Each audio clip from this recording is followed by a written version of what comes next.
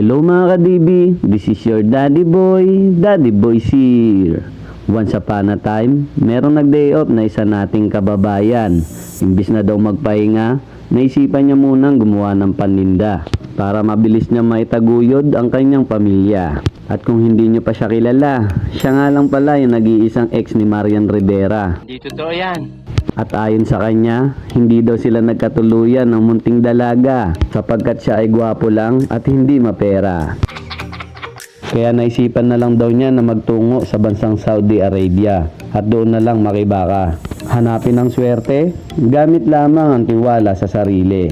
Dalaman ay problemang marami, naniniwala pa rin na ang lahat ay maaaring maging posible. Oo nga't hindi niya kinakaila na minsan na rin siyang pinanghinaan sapagkat siya ay tao lang din na may emosyong nararamdaman.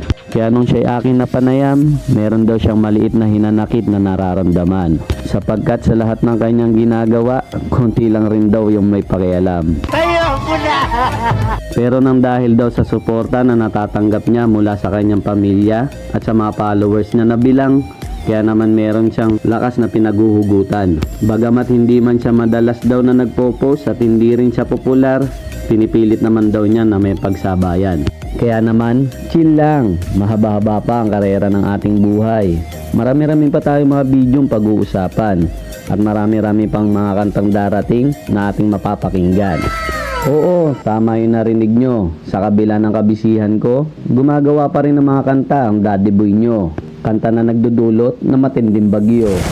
At hindi nyo ba alam na mga kanta at boses ni Daddy Boy nyo ang dahilan kung bakit lubog ang inyong bahay?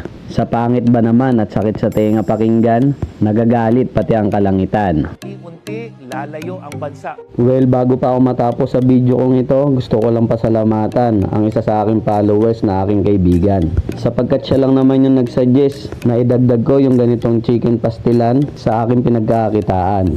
Kaya naman, shoutout sa iyo, Madam Rochelle de la Cruz Capillan. Kaya naman mga kabayan, kung sakali man na meron kayong mga nalalaman na pwede nyong isuggest na maaari kong maidagdag sa aking pinagkakitaan, baka pwedeng pa i-comment mo naman sapagkat alam nyo naman si Daddy Boy nyo sobrang laki ng pangangailangan. At bilang kabayaran sa susunod kong mga video, isa-shoutout ko naman ang iyong pangalan. Oo, pangako yan. Again, this is your Daddy Boy here. Bye-bye.